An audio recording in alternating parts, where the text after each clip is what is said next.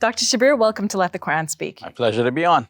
I want to talk about the Freedom Convoy and associated protests. So these are groups of protesters who are against the COVID vaccine mandates, who are going into different cities in Canada and also spreading all over the world, in fact, and calling for the dissolution of government and, blocking borders. So Dr. Shabir, I thought it would be interesting for us to reflect on what's been happening and what continues to happen and what sort of lessons we could learn from that experience. Yeah, so what's happening is quite terrible. I mean, this kind of disruption of government, disruption of the supply chain, causing hardship for people, basically imposing one's will in this way, bullying the government. All of this is unacceptable. And this is what we learn about in our sacred tradition, where the angels ask God, "Are you going to create on earth that sort of creature who is going to shed blood and cause corruption on the land?" The word for corruption here is fasad, and it's a broad word that could refer to our present circumstance as well. This kind of lack of peace and disruption of chaos, basically. So God said, "Inni a'lamu ma la ta'lamun." I know that which you do not know. And what God knows, we can see in hindsight, is that most people will choose to do the right thing. And in terms of the vaccine mandate, most people are following the mandates. Most people are getting vaccinated, doubly vaccinated, getting a booster shot, practicing social distancing, wearing a mask, following the capacity limits that are imposed by governments from time to time. So most people are doing the right thing, and God was wise in creating human beings. But at the same time, there are some who will cause chaos, who will cause this kind of disruption that we're noticing. I'm not saying that these are necessarily bad people. I think they are misguided. They have been misinformed. Perhaps they have been fed some fake news. Maybe people scared them about the vaccines, making them think that perhaps the vaccine would harm them more than help them. Perhaps they're concerned about their freedom as they're entitling their convoy. Everybody gives a good name to what they're doing, right? But it's not only about freedom.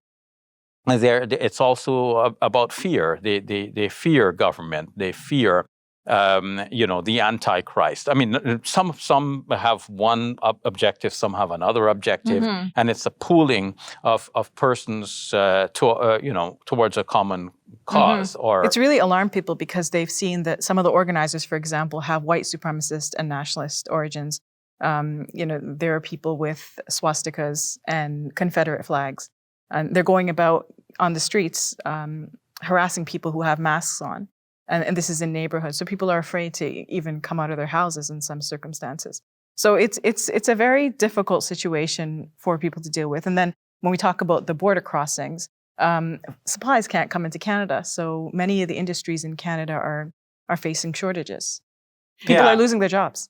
And it's ironic that while they're naming themselves the Freedom Convoy and calling for freedom, at the same time they're restricting the freedom of others. And they're causing harm to others and harming the entire populace by blocking the supply chain.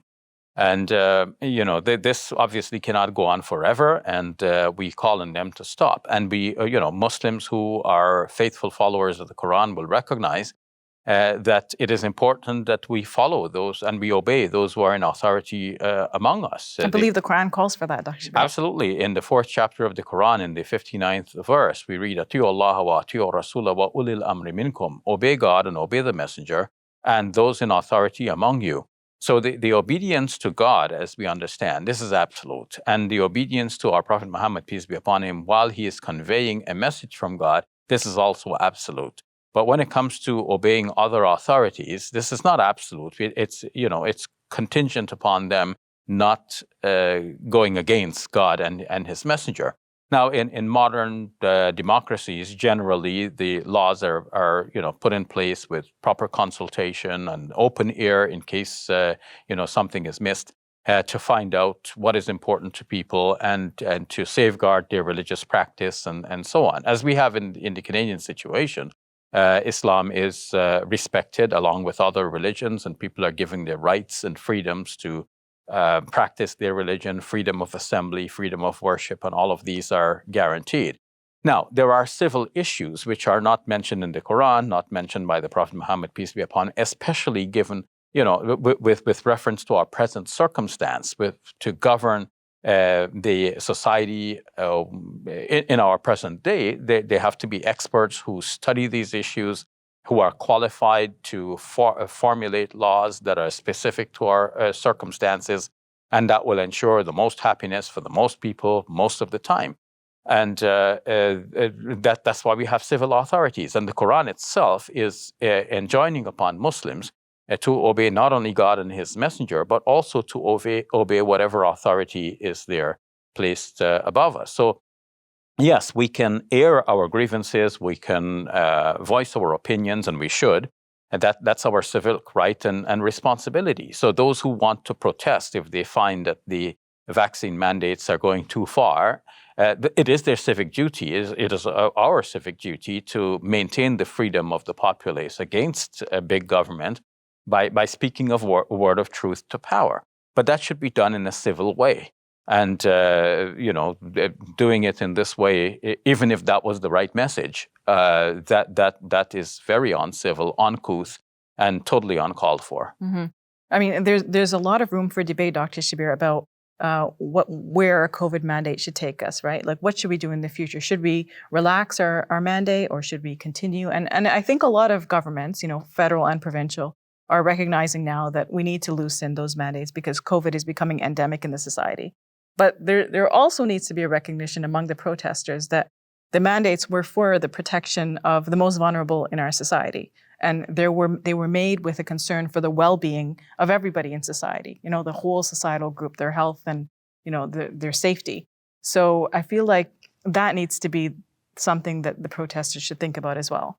Yes, those who are young and strong and full of hot blood, they're ready to go out there and do something and, get their voices heard and protest and whatever. But yes, I think we all have to see the broad picture.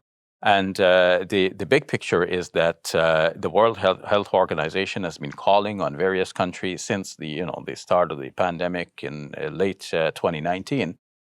To take measures to curb the spread of this. It was called a pandemic very early, and we've seen it happening. We've seen the death and devastation. We've seen the bodies being taken away in stretchers. And we all have personal stories of people who it's affected. Yes, of course. We have people who are close to us who have passed away due to COVID.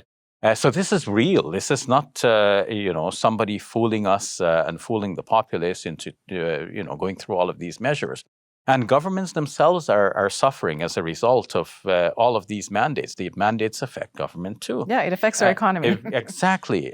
So, they're not going to flippantly just call for, more restrictions. In fact, they're trying to get the restrictions loosened, and the scientists are saying, wait a minute, hold your reins, because if you reopen things too soon, we can see another wave coming.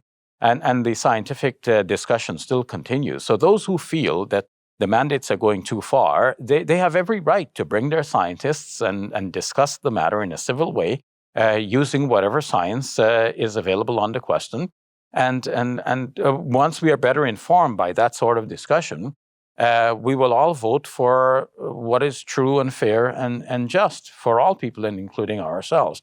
But going about it like this way, bullying, blocking the ways, and disrupting the supply chain, basically, twisting the arm of government to get your own way. Using brute force. Yeah, this is not democracy, and this is not what we have come to know as the way forward for Canada or for any part of the world. They call themselves a Freedom Convoy, Dr. Shabir, but when you think about freedom in any society, and even in a democratic society, it's not unlimited.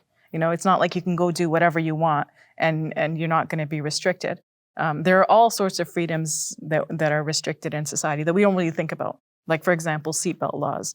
Or, for example, if we have a restaurant or a food business, we have to make sure that we have licenses and that we're handling the food safely.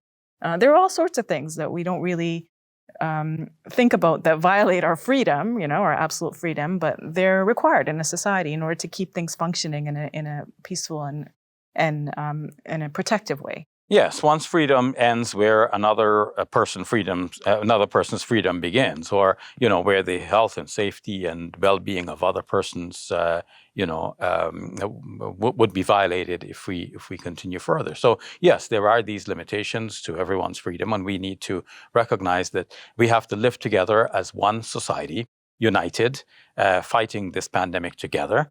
Using the best means possible, whether it is the present vaccine mandates, whether it's the reduction of mandates, whatever it is, but we need to do it all together. And that can only be done if we start with civil discourse and we stop this kind of bullying and arm twisting. Thank you for your thoughts, Dr. Shabir. You're welcome. If you enjoyed this video, click like and subscribe. And please donate to support our work at QuranSpeaks.com.